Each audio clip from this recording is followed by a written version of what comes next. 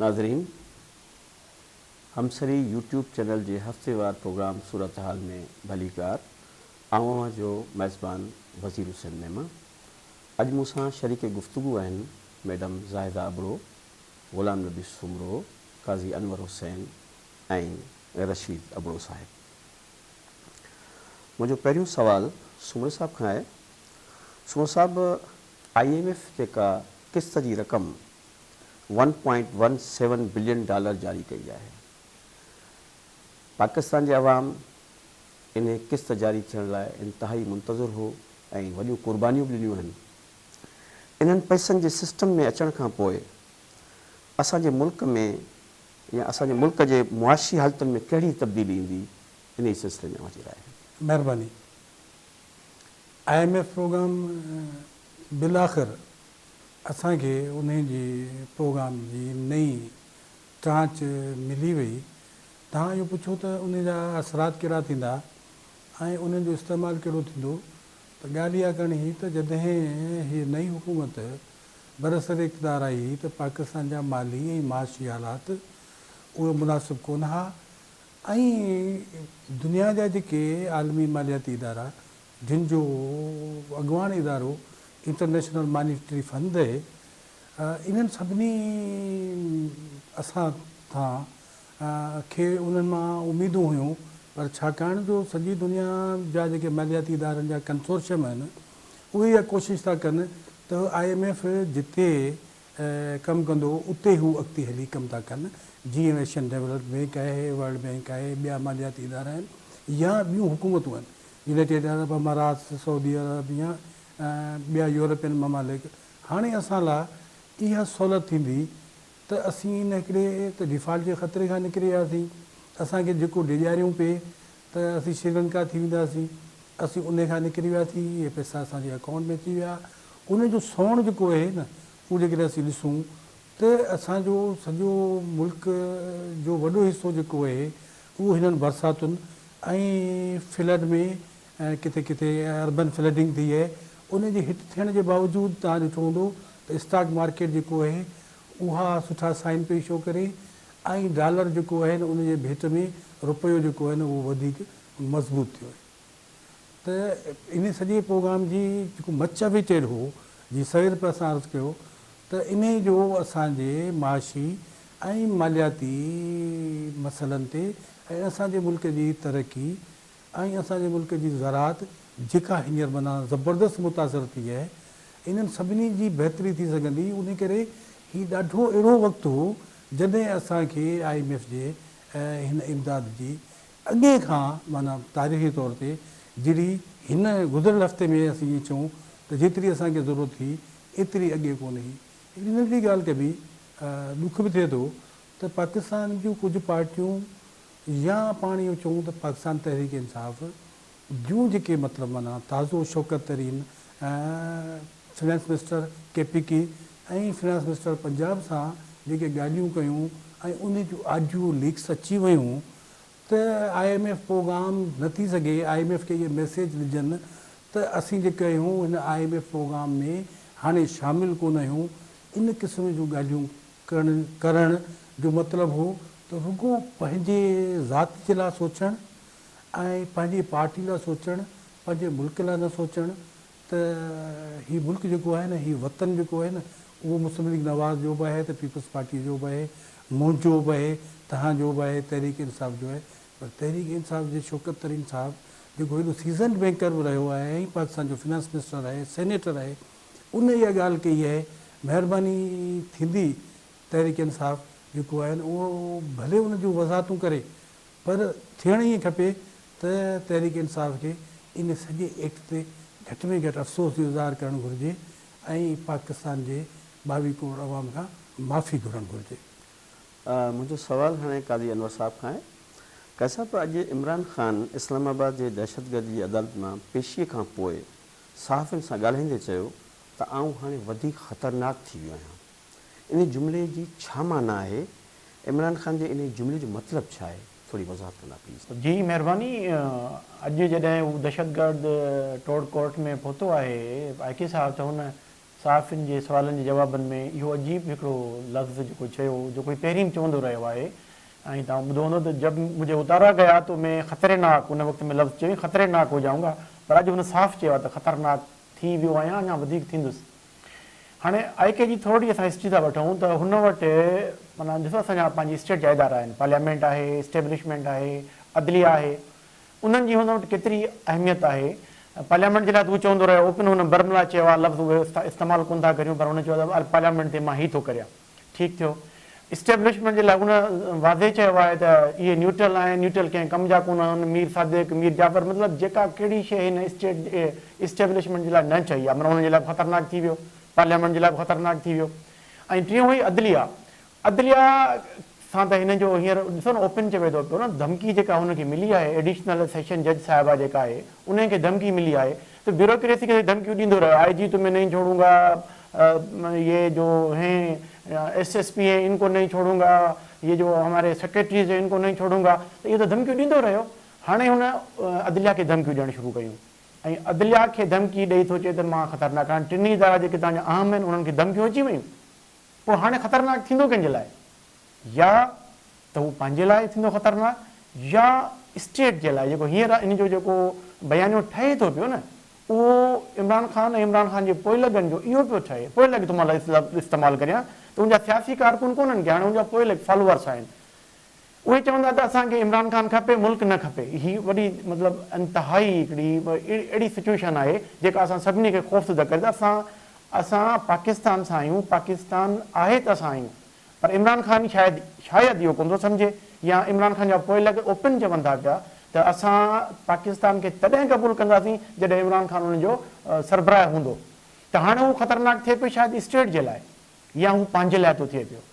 ऐं इन मञा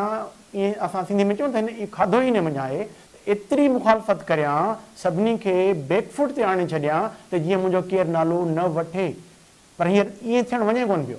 हींअर स्टेट जा इदारा पंहिंजे पोज़ीशननि में अची ऐं जेको ग़लति करे पियो उनखे इनसर्कल कनि था पिया। अॼु सुभाणे तव्हां हीअ ॻाल्हि रखो, नोट करियो त हिकिड़े महीने जे अंदरि इहो फ़ैसिलो थियण वारो आहे त स्टेट सां बीठल आहे या स्टेट इमरान ख़ान सां बीठल आहे। कल्ह तव्हां ॾिसो त पूरो मतिलबु हिकिड़ो जेको इस्लामाबाद हाई कोर्ट में हिकिड़ो थियो आहे, त उते ईअं कॾहिं थियो आहे छा? तव्हांजो सिटिंग प्राइम मिनिस्टर यूसुफ रज़ा गिलानी, उनखे ख़त न लिखण जे सज़ा में उनखे सज़ा मिली, उनखे नाल कयो वियो। तव्हांजो ॿियो सिटिंग प्राइम मिनिस्टर जेको 3 दफ़ा प्राइम मिनिस्टर थियो, मोहतरम नवाज़ शरीफ़ साहिबु, उन जी पोज़ीशन केतिरी थी? उनखे बि चवनि तव्हां पैसा न वरिता जेके तव्हांखे वठणा हुया, पंहिंजे पुट जे फंड मञा ऐं उनजी कंपनी मञा, इन करे तव्हां उहे डिक्लेयर कोन कया, इन करे तव्हां नायल आहियो। उनखे तव्हां नाल करे छॾियो। उन खां पोइ तव्हांजा 3 निहाल हाशमी, दानियाल अज़ीज़ ऐं तलाल चौधरी, हुननि त वीचारनि माफ़ी वरिती वञी, अनकंडीशनल माफ़ी वरिती। पर उन वक़्त में तव्हांजो जेको उन वक़्त जो चीफ जस्टिस साहिबु साकिब निसार साहिबु जे हिनखे चयो त हीअ त सादिक अमीन आहे, उन हुननि खे ॿुधो ई कोन। बल्कि तलाल चौधरी त हाणे ओपन चवे थो पियो त मूंखे चवरायो वियो थ्रू कंहिं वकील जे त तूं बीह, त जेका मां इहो स्टेटमेंट ॾिनी हुई उन ते जेके वेठा हुआ स्टेज ते, त मरियम नवाज़ ऐं नवाज़ शरीफ़ वेठा हुआ, उन्हनि जे ख़िलाफ़ तूं स्टेटमेंट ॾे त असां तोखे छॾियूं था पिया। मूं चयो मूं कोन ॾिनी, ऐं पोइ मूंखे हुन जेको अंदरि कोर्ट रूम में हुन असां मूंखे बुलशेट कई, उहा चए थो ओपन आहे, लिकल कोन्हे का। इहो असांजे कोर्टुनि जो कल्ह जो किरदारु हुयो। ऐं इहो कोर्ट मतिलबु छा ॿ आहिनि असां वटि छा? जेको इमरान ख़ान चवंदो हो त नया पाकिस्तान, त इमरान ख़ान जे लाइ को ॿियो कानून आहे, इमरान ख़ान जे लाइ को ॿियो पाकिस्तान आहे जिते हू पंहिंजी मर्ज़ी मुताबिक़ हू अचे या न अचे, हुनखे बेल मिलियो वञे, या हू अचे त ॼण थोरो थो करे, या को प्रिंस थो अचे पियो, या को बादशाह थो अचे पियो। त असांजे अदलिया खे बि गौर त ज़रूरु करिणो पवंदो त इहे सभु शयूं तव्हां जेकॾहिं हिकिड़े खे फेवर ॾियो था त पोइ ॿियनि कहिड़ो ॾोह कयो। अदलिया खे माण्हू खे न आहे ॾिसणो, अदलिया खे इंसाफ़ खे ॾिसणो आहे, कानून खे ॾिसणो आहे। त इन करे त अदलिया जी देवी जे अखियुनि ते पटी इन करे त हूंदी आहे त उहो साम्हूं न ॾिसे त उहो केरु आहे, ताक़तवर माण्हू आहे, मक़बूल तरीन माण्हू आहे, या हू हिकिड़ो आम इंसानु आहे। ऐं जॾहिं हुनखां इहो बि सुवालु पुछियो वियो त तव्हांजे वाइफ खे मलक रियाज़ डायमंड जो सेट ॾिनो त हुन डिनाए कोन कयो। हुन चयो त डायमंड त तमामु नंढी ॻाल्हि आहे, माना इन खां वधीक हुनखे या त मिलियूं हुयूं या मिलंदियूं, हाणे मुबैना ॻाल्हियूं आहिनि, इहे ज़ाहिर थींदियूं। ऐं तव्हां ॾिसो स्टेट जी ॻाल्हि जीअं चयो सूमरो साहिबु चयो न त तव्हांजे जेकॾहिं हीअ तव्हां जेकॾहिं हिन पोज़ीशन में जंहिं पोज़ीशन में असांजो हींअर पाकिस्तान अची वियो आहे त ॿोॾूं बरसातुनि जूं आफ़तूं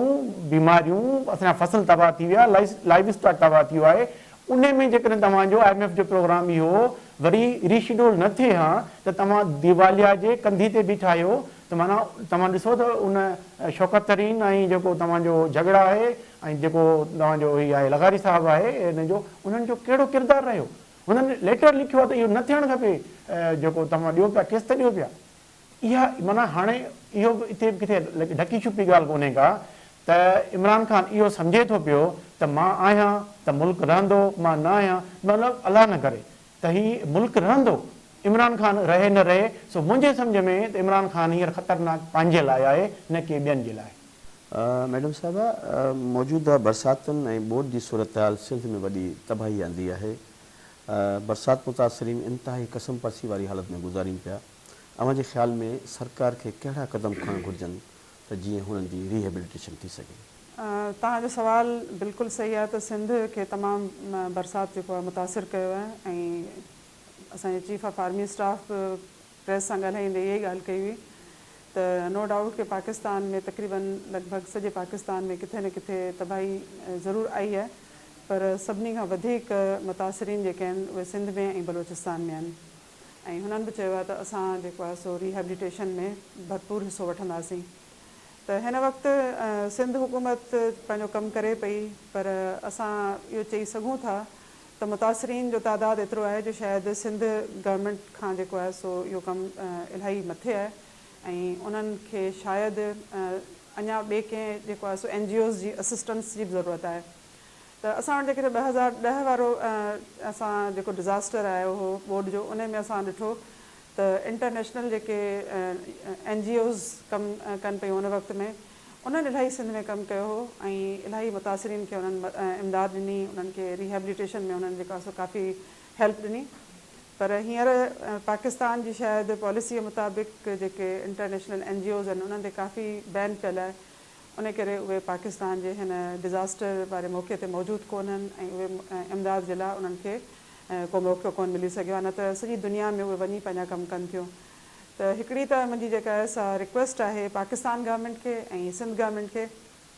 जेकॾहिं सिंध गवर्नमेंट इहो कमु करे सघे थी त उहा पंहिंजे सूबे जे लेवल ते इन क़िस्म जी परमिशन ॾेई सघे थी इंटरनेशनल NGOs खे त उन्हनि जे लाइ इहो मैदान जेको आहे सो उन्हनि खे खोले ॾियनि त जीअं अचनि ऐं उहे पंहिंजी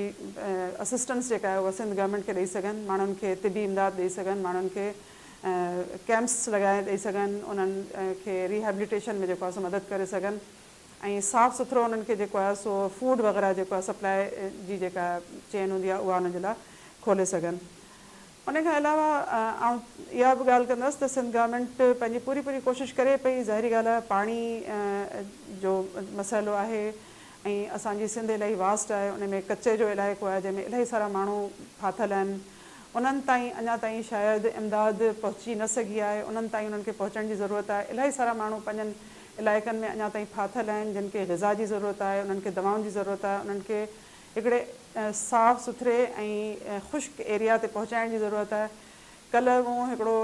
चैनल ते प्रोग्राम पे ॾिठो जंहिंमें असांजो तमामु वॾो एंकर पर्सन आहे उन ॾेखारियो पियो त तमामु घणा माण्हू जेके आहिनि पंहिंजे लाइव स्टॉक जे करे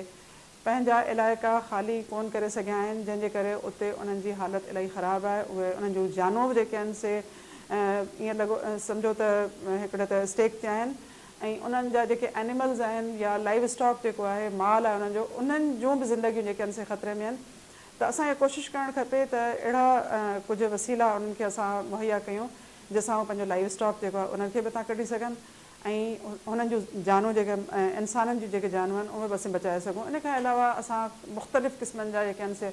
ऑप्टिक्स ॾिसूं पिया जिथे अञा जेके मुख़्तलिफ़ जायुनि ते माण्हू वेठा आहिनि उन्हनि खे खाधो प्रोवाइड न पियो थी सघे उन्हनि खे ग़िज़ा न पई मिली सघे त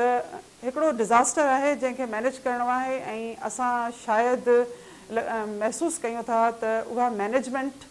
ऐं उहा जेका दिलचस्पी जेका सिंध गवर्नमेंट खे ॾेखारणु खपे या उहो प्लान जेको सिंध गवर्नमेंट जो हुजणु खपे उन में किथे न किथे असांखे कोताही नज़र अचे पई। ऐं हिन प्रोग्राम जे तवसुत सां आउं रिक्वेस्ट कंदसि त महिरबानी करे पंहिंजी इंतिज़ामिया खे जेको आहे सो रिक्वेस्ट कंदसि त अहिड़ो प्लान ठाहियो वञे जिथे हिकिड़ो जेकॾहिं को माण्हू फाथल आहे त उनखे बचायो वञे। उनजी ज़िंदगी तमामु घणी अहम आहे। असां ॾिसूं पिया त काफ़ी जाइनि ते काफ़ी कैंप्स ते माण्हुनि खे 50-50, 100-100 देगूं जे कैंप्स ते ठाहे खाधो बि खारायो पियो वञे। शायदि उहे माण्हू उन्हनि इलाइक़नि में वेठल आहिनि जिते उहे पाण पंहिंजो खाधो पचाए सघनि था, पर उन्हनि माण्हुनि खे बचायो वञे। उनखां अलावा आउं रिक्वेस्ट कंदसि पंहिंजे MNAs MPs खे ऐं उन्हनि ॻोठ जे चङनि मुड़ुसनि खे जिन खे असांजा ACs ऐं DCs जेके इमदादी सामान मुहैया कनि पिया, उन्हनि खे आउं जेको आहे सो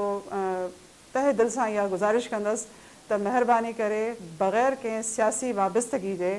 जेके असल मुतासिर माण्हू आहिनि उन्हनि ताईं उहा इमदाद पहुचाई वञे। छो जो असांखे ख़बर पवे पई त इमदाद जेका आहे उहा तमामु सुठे तादाद में अचे पई, टेंट्स बि मौजूदु आहिनि, पर इलाही सारा असांजा जेके आहिनि से चङा मुड़ुस वॾेरा ऐं MNAs MPs उहा काफ़ी स्टॉक उन्हनि जो जेको आहे सो ईअं सम्झो त वेयर हाउसिस में मौजूदु आहे, पर उन्हनि माण्हुनि ताईं अञा ताईं पहुचाए न पिया सघनि। उन्हनि खे पहुचाइनि ऐं महिरबानी करे उन्हनि माण्हुनि ताईं बि पहुचाइनि जेके उन्हनि जा वोटर कोन्हनि, छो जो उहे सिंध जा माण्हू आहिनि। उन्हनि जी वाबस्तगी सिंध सां आहे, उहो हिन धरती जो माण्हू आहे ऐं हिन फ्लड जे करे तमामु घणो मुतासिर थियो आहे। उन्हनि जो राइट आहे, तंहिं करे इन में सियासी वाबस्तगी रखंदड़ माण्हुनि खे सिर्फ़ु इमदाद न ॾिनी वञे, उन खां बालातर थी करे उन्हनि माण्हुनि जी इमदाद कई वञे। अॼु असांजे प्रोग्राम में हिकिड़ो असांजो दोस्त नओं तजिया निगार आहे रशीद अबड़ो साहिबु, जेको जर्नलिस्ट बि आहे। अबड़ो साहिबु, दुनिया जे मुख़्तलिफ़ मुल्कनि मां जेका इमदाद मिली आहे या मिलंदी, उनजी ट्रांसपेरेंसी लाइ आवाम खे आगाह कयो वञे ऐं त उहा कीअं इस्तेमालु थींदी त जीअं उनजी शफ़ाफ़ियत क़ाइमु रही सघे। अव्हां जी राय जे सिलसिले में। महिरबानी जी, तव्हां मूंखे ॻाल्हाइण जो मौक़ो ॾिनो। पाकिस्तान जीअं तव्हांखे मालूम आहे त पाकिस्तान सदाईं कुदरती आफ़तुनि जे घेरे में रहियो आहे ऐं हिन दफ़े बि जेको तसवर बि न करे पियो त एतिरियूं बरसातूं थींदियूं ऐं हेॾी तबाही ईंदी। ऐं ख़ासि तौर ते जीअं बलूचिस्तान ऐं सिंध में बरसाति थी, उन सां तमामु घणी तबाही थी आहे। ऐं उनखां पोइ जेको आहे सो असांजी सरकार जो अखियूं खुलियूं आहिनि ऐं उन्हनि हिकिड़ो इजलास घुरायो, वज़ीर आज़म शहबाज़ शरीफ़ हिकिड़ो इजलास घुरायो। उन में जेके बि डोनर एजेंसियूं बैन अल-अक़वामी इदारा हुआ, उन्हनि खे अपील कई वई त उहे जेको आहे सो फंड ॾियनि ऐं पाकिस्तान जी मदद कनि। हाणे उन खां पोइ वरी जेको आहे सो गॾियल क़ौमुनि जे इदारे जे जनरल सेक्रेटरी एंट्रियो गुतेरेस, उन बि सॼी दुनिया खे जेको आहे सो